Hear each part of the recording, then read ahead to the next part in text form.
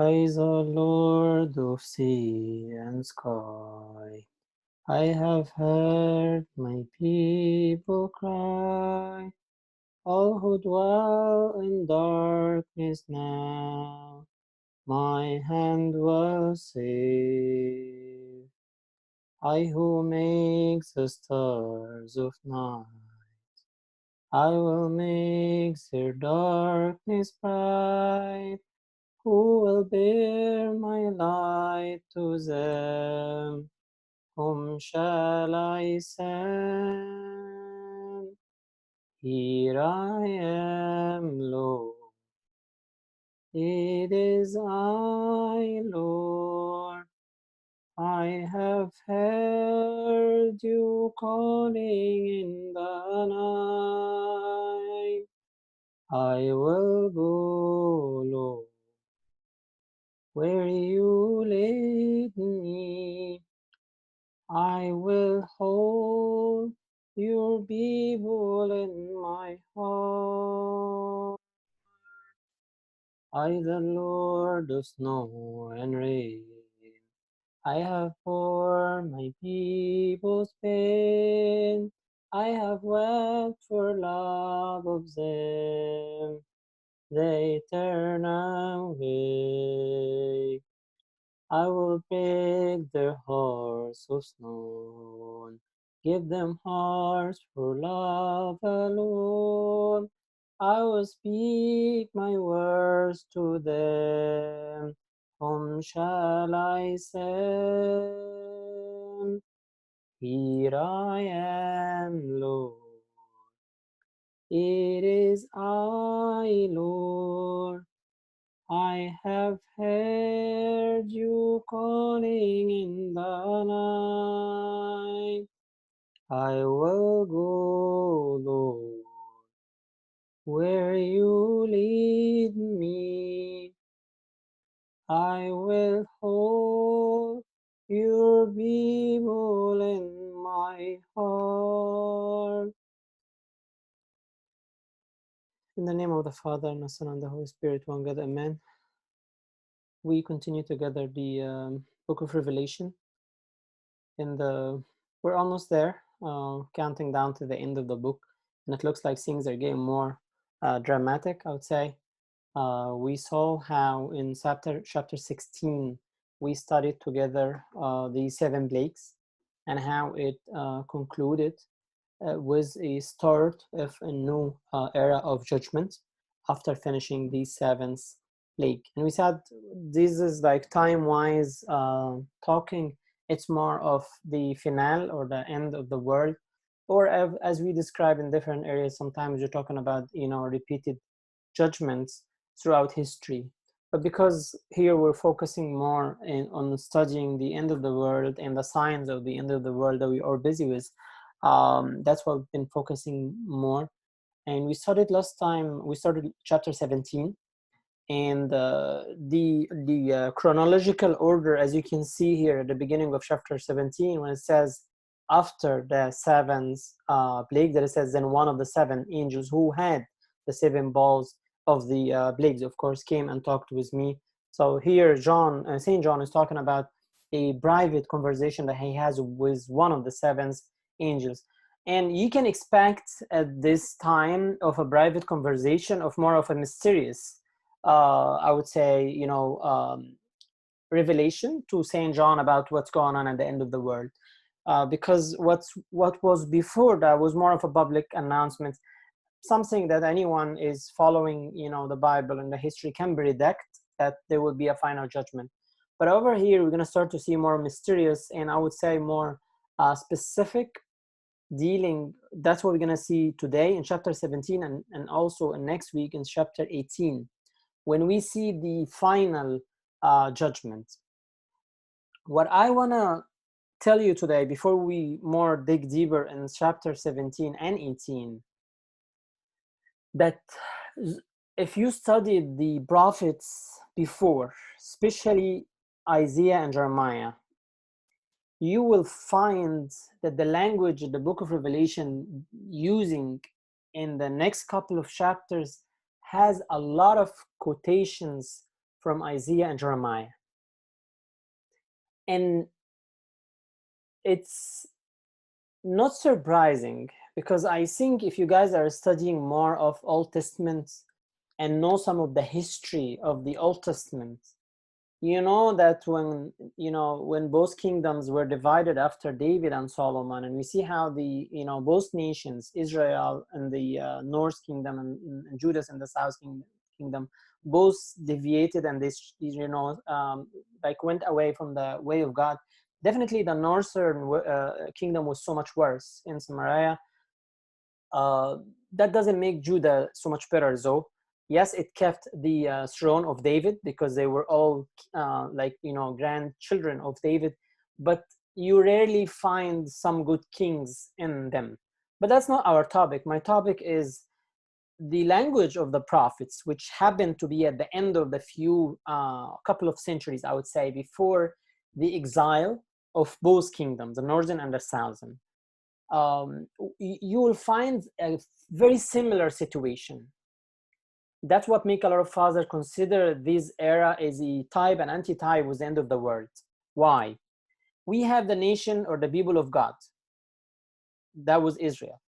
And now we're dealing with the children of God in the whole world. Back then in the Old Testament, we have people who went away from the divine covenant that God has with Abraham. And now we're talking about people who strayed away from the salvation that Christ gave the world. Back in the day, the main sin was idolatry, which the prophets spoke a lot about it as adultery, as a spiritual adultery.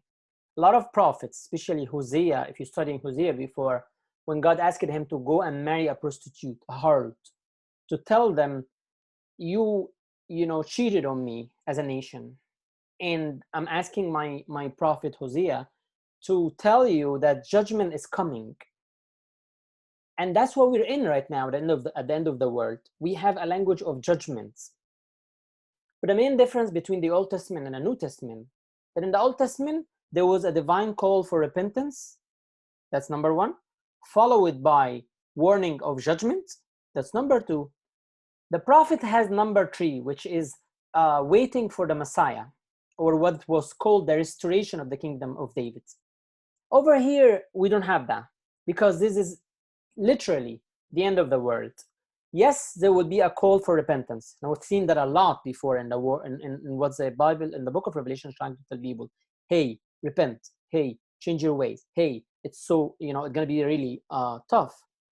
But number two, there is a language of judgment. That's what we've been seeing since last week with the seven plagues, and today and next week as well.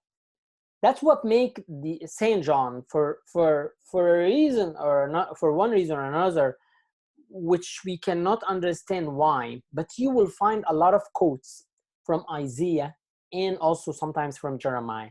So that was only a kind of point of comparison that I noticed when I've seen a lot of quotes from Isaiah. I was like, why? Then when I thought about it, I found, yeah, that makes sense, because the threatening of judgment that was in this time of exile is pretty much the same that we're dealing with right now. Last week we spoke about the beginning of judgment with, when he was talking about the harlot and how the kings of the earth committed fornication. And we said that the kings of the earth, more of the powers that we have, the skills that every one of us has, versus the inhabitants of the earth were made drunk with the wine of her fornication. Again, we're talking more about the actions that we do based on the powers and skills that we have. So we have kings and we have inhabitants. One of them is the skills, the powers that we have, and the other one is what we do as an order from these kings. Then we spoke more about the call that Saint John have, so that he carried me into the with the Spirit in the wilderness, and we saw that this is pretty much the same verse that Jesus had when he was called to the wilderness. But we said that the wilderness has two ways. One of them will lead into the promised land, versus the other one will lead into destruction, and as we can see here, into judgment. In this specific wilderness, he saw a woman sitting on a scarlet beast, which was full of names of blasphemy, having 7 heads and 10 horns. We stopped there last week. no, I'm sorry. I think we had also the verse 4 when he was describing the woman, right? We said actually that the woman was like, when we said that it was sitting on the scarlet beast, mean that the devil was controlling her, sitting on her, guiding her, and tell her what to do. So it looks like people who are practicing evil are not free, and that's what Jesus said. Whoever does the sin is a slave to the sin. So that's what we see here. We see a woman that sitting on a scarlet beast, which was full names of blasphemy. She's a mother of all sins, and her followers are just living the life of sin, and they're under control. And we've seen all the beauty, the precious stone, the pearls, and all these worldly pleasures of glory, desires and lusts, and what looks like great from outside, like gold, like pearls, like precious stones, but from inside we see destruction. We see like judgment. And over here we can see actually that it says here that she has a cup full of abominations and the filthiness of her fornication. It's language of see, there is a filthy language to express how miserable is it to live the life of the sin. And that's what the Bible more or less subconsciously is trying to say. It's filthy. It's full of abomination. It's like the language, even if we're not talking about specifically lust sin, but as I said earlier, the prophet always was talking about idolatry as a sin of adultery. Idolatry is that you're cheating on your God with different gods. That's what pretty much sin is. It's that someone is cheating from his covenant. We have a covenant with God of following him, living the sin, the righteous life. But when we commit sin, we cheat on him because we don't follow this bondage of marriage that we have with him. And you see that a lot in St. Paul language as well in the New Testament. St. Paul a lot of times talking about Jesus as the head, and the body is the church. Then he told us that Jesus is the groom, and the church is the bride. And the great chapter that we read in every wedding from Ephesians, that's talking about the relationship between man and woman, like versus Jesus and the church as well. So we see here that the life of fornication and lust and so on is more of a metaphor of cheating on God by the life of sin. Let's start on chapter 5, in verse 5 today. It says, and still describing this woman, it says that her forehead, and on her forehead a name was written, Mystery, Babylon the Great, the mother of harlots and of the abominations of the earth. See here, the quote or the title is more of an uppercase written in the Bible, because it's more of a statement that was written there on her forehead. And those who are more paying attention, remember that back in a few chapters before, when we said that the believers have the name of the Father on their foreheads, here we have another name on the forehead as well, which is the name of the harlot, the name of the mother of harlots and of the abominations of the earth. So it looks like it's labeling herself as a sinner. And historically, those who work professionally as harlots will always have their names on the door to attract people, customers to come and commit sin with them. So here we have the same metaphor. Someone is proud of being sinner. And when I say that, I know everyone here will think about someone who's proud about his sin. That's something we see every day. We don't see people shameful or feeling bad for making sins. Yes, we see that with those who are seeking repentance. But those out there in the world who are, I don't know what to describe that as, they were a professional in doing the sin to the point that they don't feel that they're doing something wrong. They're proud of being sinner. So they put it on the forehead. They show it to everyone. And it was also St. Paul who has a very nice verse that I love when he says, whose glory is in their shame, who set their mind on earthly things. So St. Paul in the Philippians was saying that, whoever is living the earthly life, who is living the life of the sin, sometimes just feel glory in his shame. We see that. We see people without going into details, but we see people are proud of being sin, people now are dealing with sin as something normal.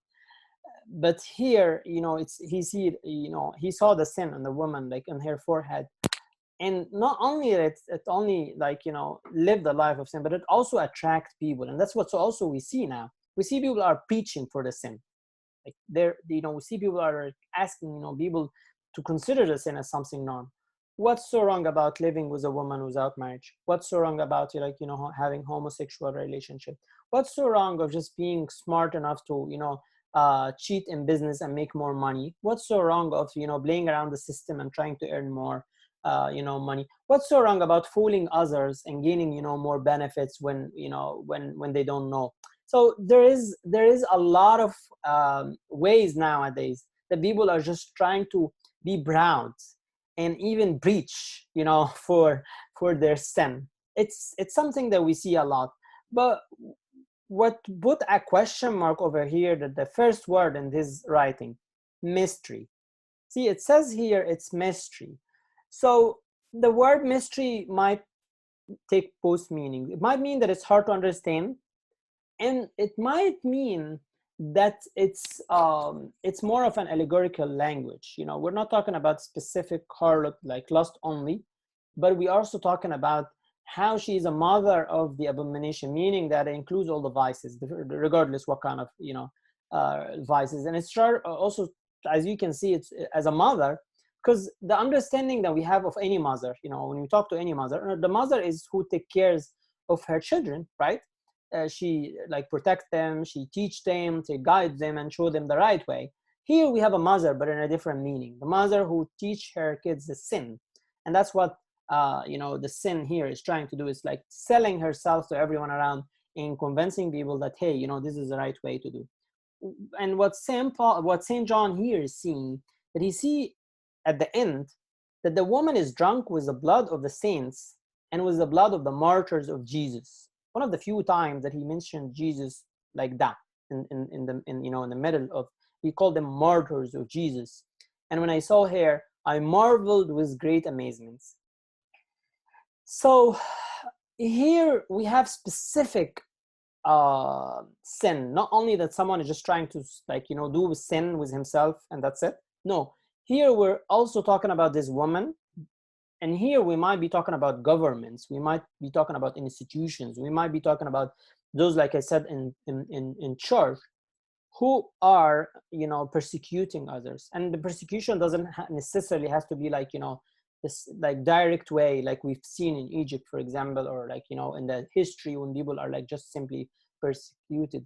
Right now we see persecution in different way anywhere. Like it's enough to say that we don't have even the way in schools or in, like, in jobs to talk about Jesus freely. You're not even allowed to do that by law.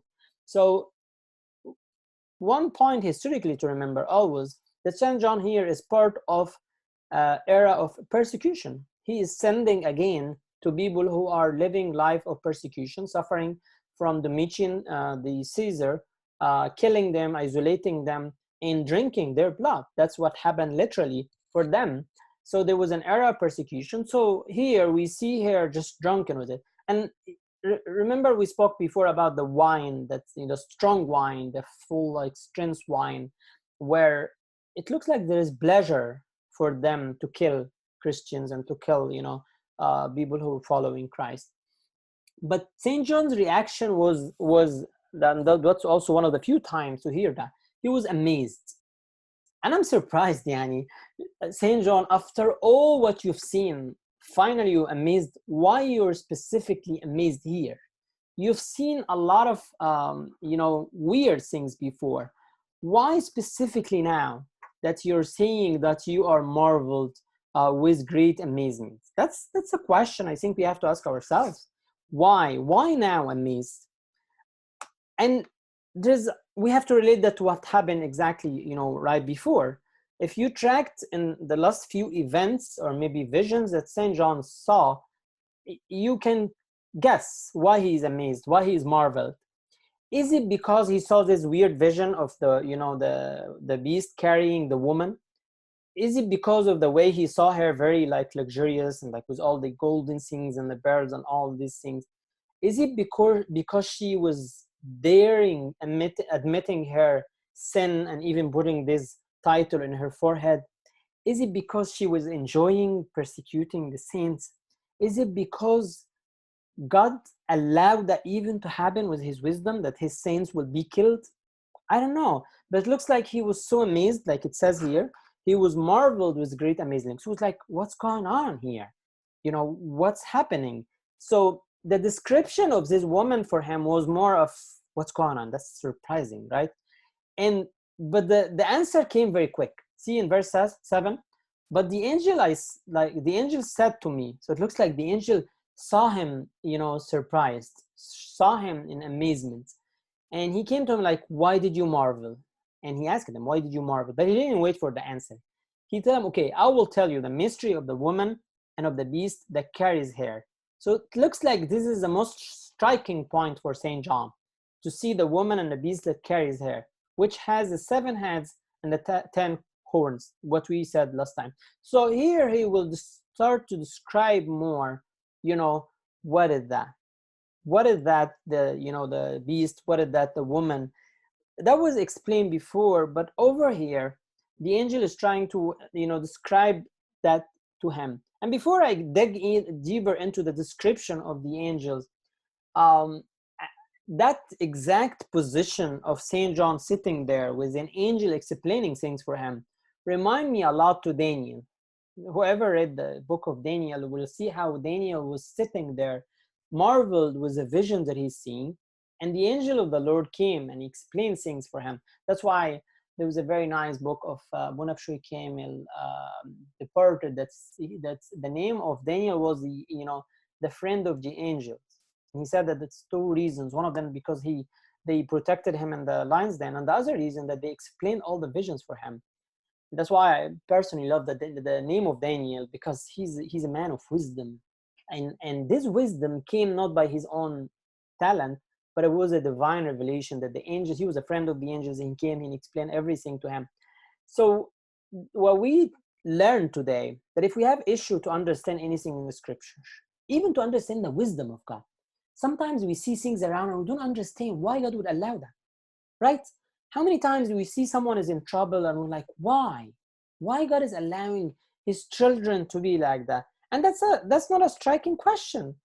David said it, when he says like, God, how long are you gonna forget me? And Jeremiah said it. Why did you make the ways of evil, are like successful? So it looks like even the men of the Bible and the scripture always complained. If I'm not going to say only prayed, but they complain to God. Why are you letting your children go through this hard time? And the answer here came not from me, not from anyone, but it came from the angel himself. So it looks like God, if not to phrase it straightforward to us right away, but he will give us the comfort language of, hey, just wait, I have the answer. And every single question we have right now that we don't have an answer, the comfort that we have, that we're going to have an answer for, comes from the fact that if you go back a few years, there's a lot of things that we never understand, right? But right now we do. There's a lot of things that happen to us, and we never understood why God allowed that to happen to us. And now we do. So the promise is, okay, just wait and see, and God will explain it. Just pray that God open your minds and answers your question. No one will answer your question. No one have answer for God's wisdom, because no one can reveal God's wisdom except God and whoever he give him a chance to do, like the angels as a servants of God, as the Bible says. So the beast over here that he's seeing is as the angel said, the beast that you saw was, listen to that, because actually that's like a puzzle. It's more of a quiz. The beast that you saw was, number 1, was, is not, so he's not, and will ascend out of the bottomless pit and go to perdition. That's weird. What is that? So when he's describing the beast or devil, he go in 3 tenses. The first tense is the past. He said that this devil, Satan, demon, was. In the present, he is not. But in the future, he will ascend out of the bottomless pit and go to perdition. Let me explain that, because that's actually very hard to understand. So if we track, the story of humanity with Satan, And it's not, it's I don't know if this is a coincidence, but the last Sunday's the gospel of the liturgy was about the miracle of Jesus when he healed the man that was possessed with demon. And actually I was talking in the sermon about the kingdom of God versus the kingdom of the Satan, and how God came to defeat Satan. And that's what we see here. He was, because yes, he was an angel, archangel. He fell, and he was tied by God, because as I said in the sermon, that if you tracked, there was a first initial encounter where Jesus defeated Satan in the Mount of Temptation. Then when he sent his disciples and they came back very happy that they have power over demon, Jesus told them that I saw Satan fall like lightning from heaven. And he said, behold, I gave you the authority to tremble on serpents and scorpions and all the power of the enemy, and nothing shall be by any means hurts you. So he was, because he was that powerful creature, but now he is not. Now he is tied. Now he is not free to do whatever he wants. He is under control, and that's something we're going to refer to later on in a few. But just to make it very simple, but he says also he will ascend out of the bottomless pit, right? Then he will go to perdition. What is this transition? We will read in chapter 20. In chapter 20, we will read that he laid hold of the dragon, okay, who is the devil and Satan, and bound him for 1,000 years. This is what he says, that he will ascend out of the bottomless pit. After that, right away, he says that he will be released for a little while. So he will get out of the bottomless pit, released for a little while at the end of the times. Then he will be, as it says again in Revelation 20, will cast into the lake of fire and brimstone, where the beast and the false prophets are, and they will be tormented day and night forever and ever. So see, we have an archangel that has full power, and he enjoyed this power in the Old Testament. He was taking all the souls of the spirits of the righteous man. Okay, he controlled them in Hades. And when Jesus came, he overcame his power on the cross. He defeated him. He gave us authority. He tied this Satan. For how long? We don't know. But he was tied for a while. It says in the book of Revelation that he will be bound for 1,000 years. He will be released for a while, as the book of Revelation said in chapter 20. Then he will have the final torment. And that's what it says here. He was, is not, and will ascend out of the bottomless pit and go to perdition. And those who dwell on the earth will marvel, whose names are not written in the book of life from the foundation of the world, when they see the beast that was and is not and yet is. So here we see people who are into destruction are surprised, marveled. That's the same word that St. John used. The question is, why are they surprised? Well, if you compare their position a few chapters ago when they were following him and they're thinking that no one has authority other than Satan, and how he can control everything, he's making signs and wonders, he gives them the authority to sell and buy and do everything, they were enjoying their life, versus now when he's seeing him into destruction, that's definitely scary for them. So they were marveled because they were surprised. How come this strength that they have with him is not there anymore? That's what made them surprised.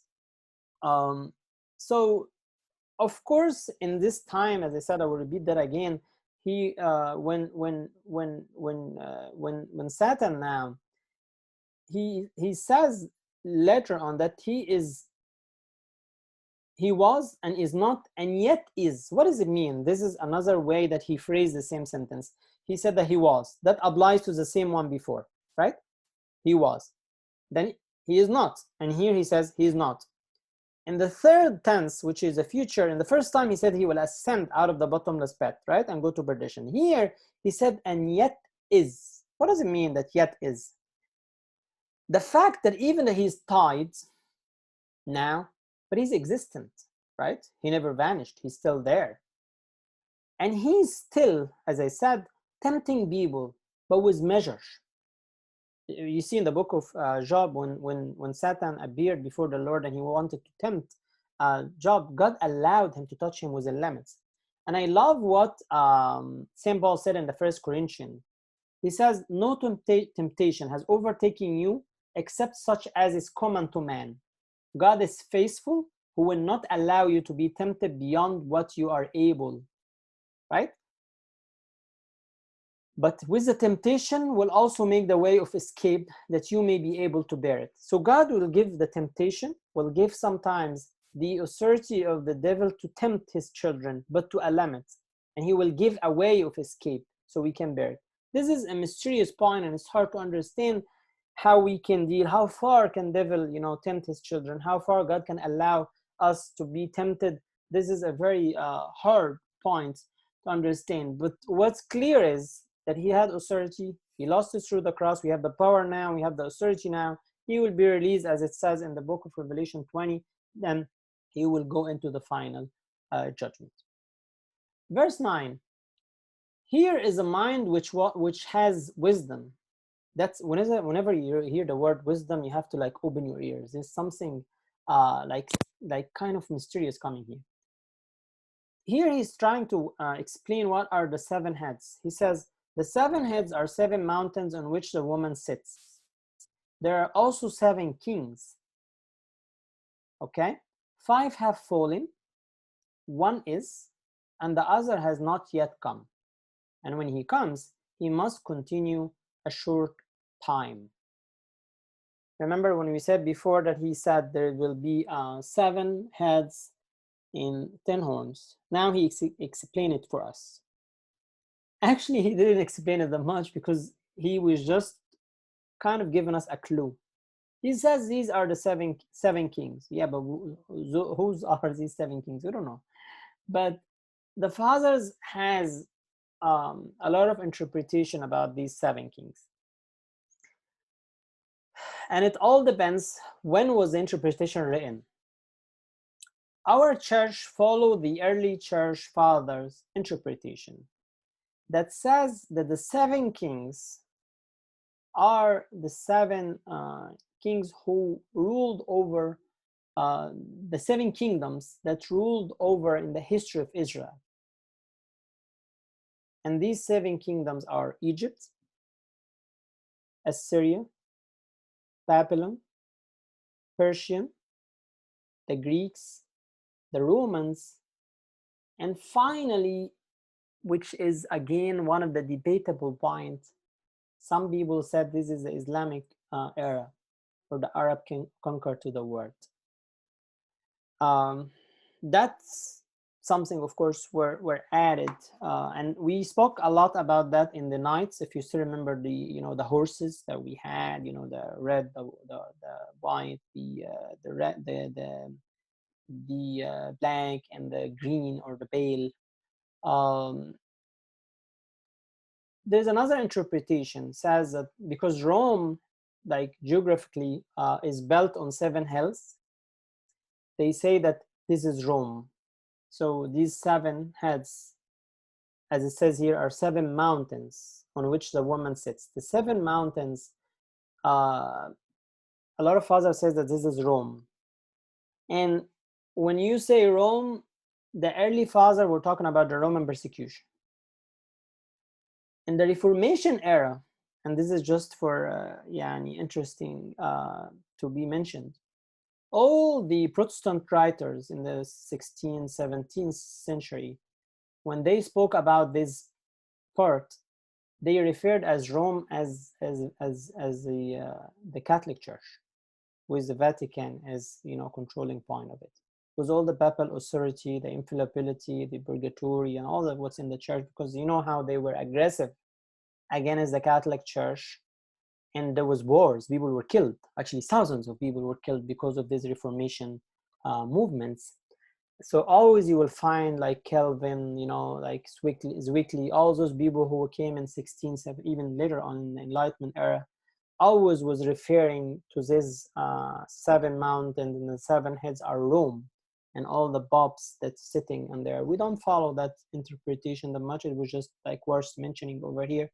we, as we said before, we take all this as an, metaphorical and more of allegorical way.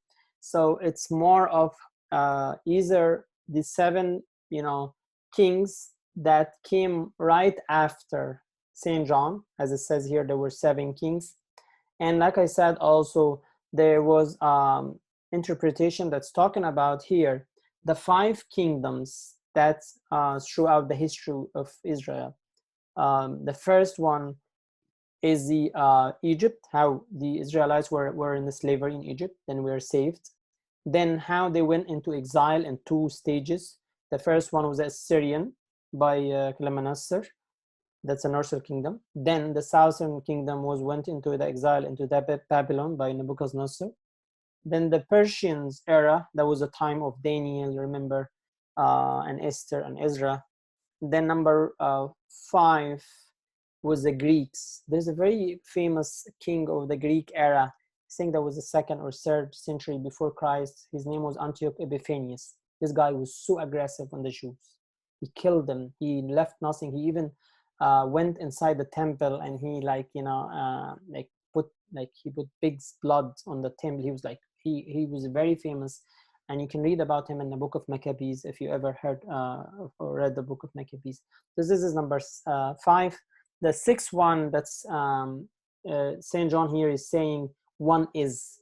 5 have fallen. These are the 5 kingdoms that I said. 1 is, which Saint John is living in, which is the Roman Empire. And also the Roman Empire destroyed Jerusalem in 70 by Titus. Then the 1 to come, and he described here that this 1 must continue a short time.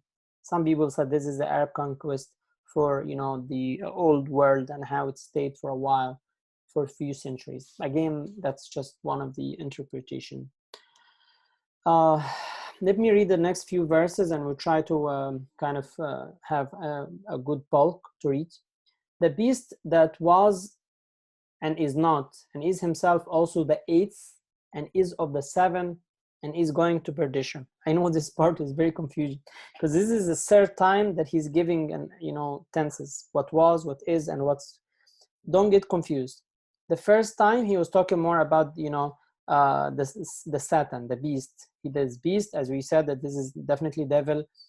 He was, he is, and he is not, because he will go into perdition and destruction. But here he's talking about the kings. He says that there's 5 kingdoms went, 1 is, and another 1 to come for a short time. When he went back to talk about the beast, he says that the beast, as we said before, was, is not. Then when he started to talk about him, he says that himself also the 8th. He's number 8. See, he was talking about 7 before. Then he described him being the 8th. And that was very confusing. And the Fazl was surprising. Why he's labeling him as the 8th? And the answer was, well, he is not a physical king like those, if we refer to those as physical kings or kingdoms. But he's following the same way of attacking the children of God.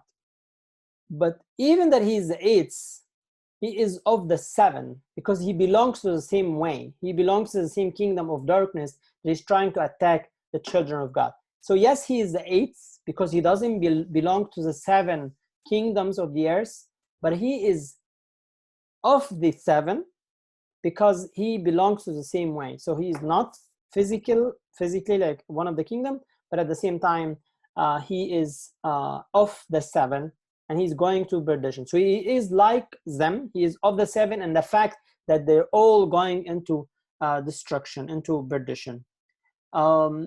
And that's what we read later on. We're going to read about the final judgment for the beast as well. In verse 12, he starts to talk about the 10 horns. The 10 horns which you saw are 10 kings who have received no kingdom as yet, but they receive authority for 1 hour as kings with the beast. What are these 2 kings?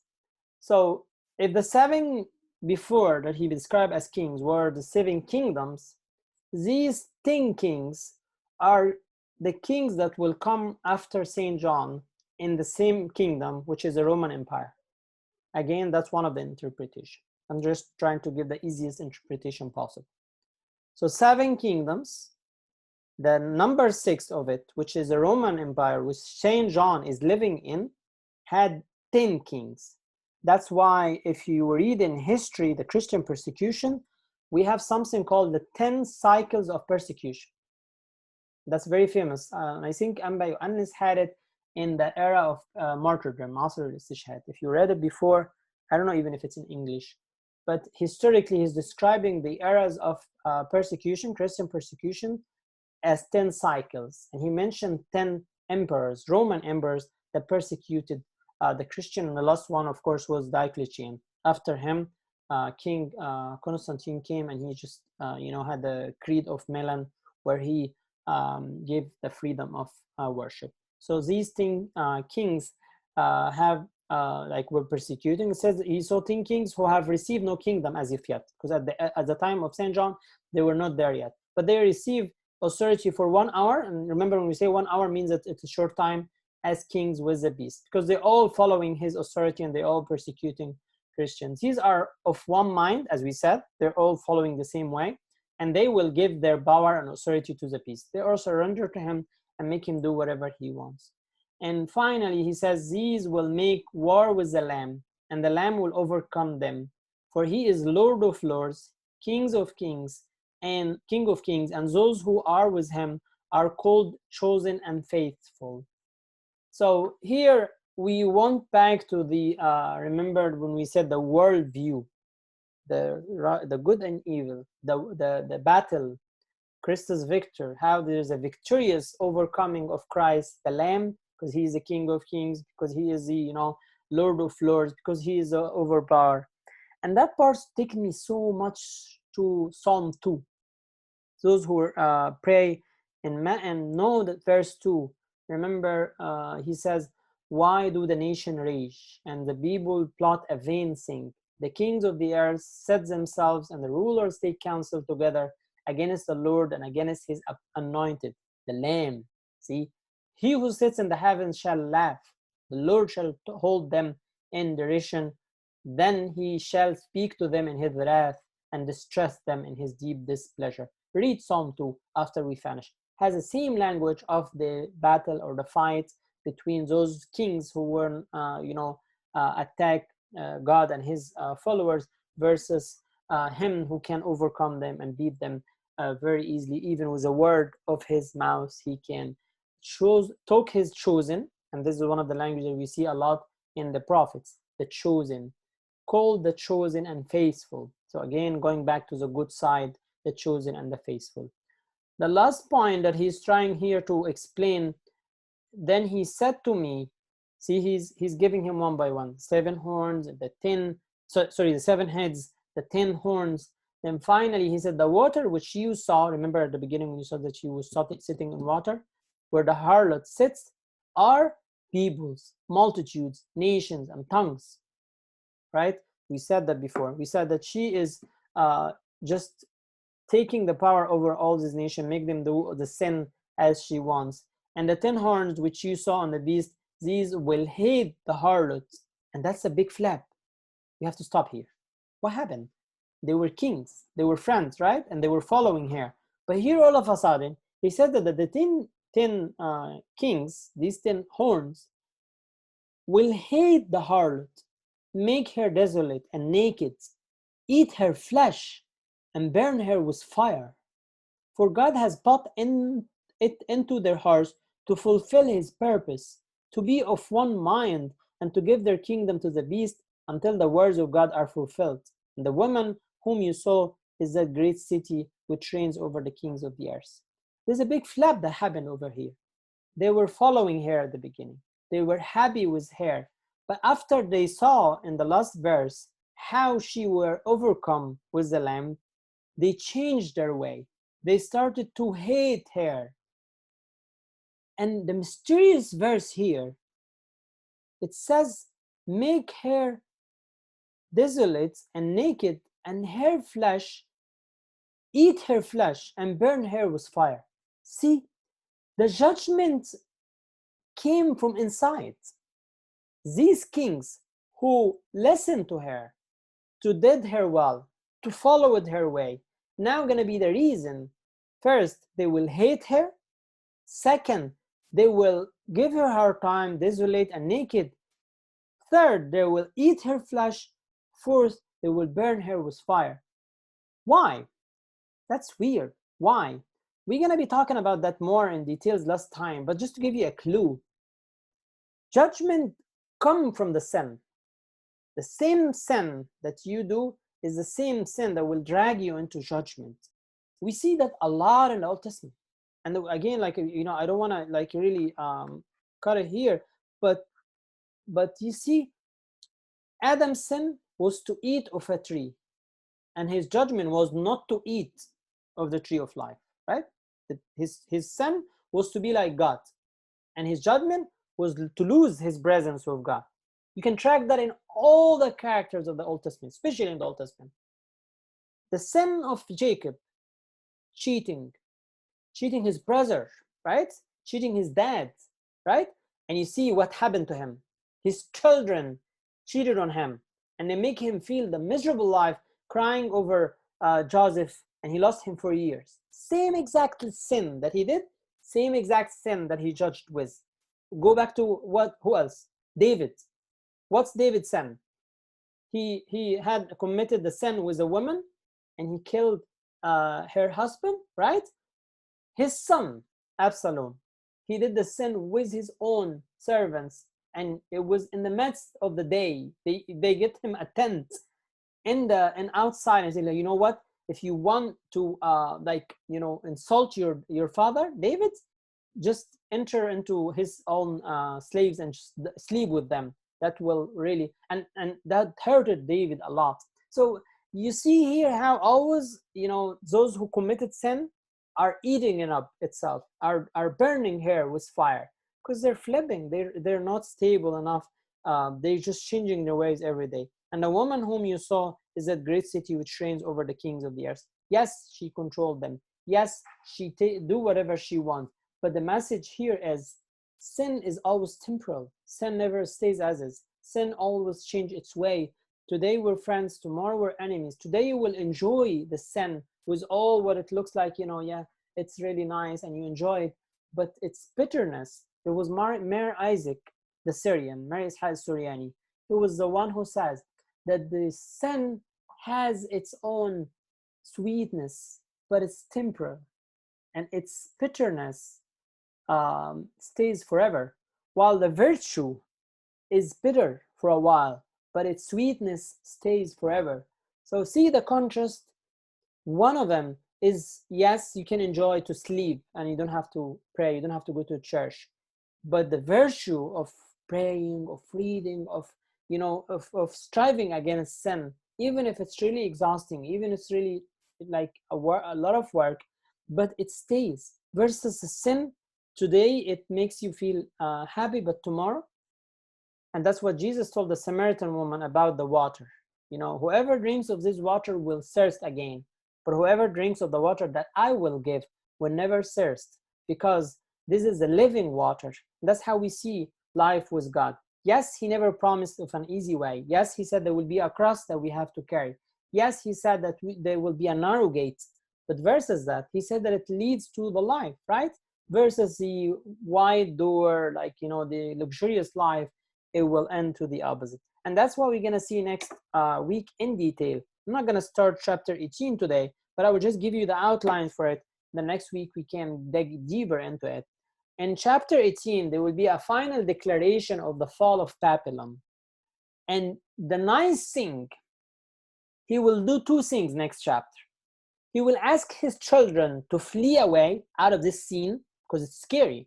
It's getting hard now. Can never control it. So he will ask his children, hey, you know what? Just go away, flee from this destruction, because if you stay there, you're going to suffer from it. And then he will mention those who work with this woman, with the harlot. Every single type of fellowship of those who sin with the woman, with the harlot, will be mentioned here. The kings, those who are have merchandise with her, those who are doing business with her, and how they will all be judged in chapter 18.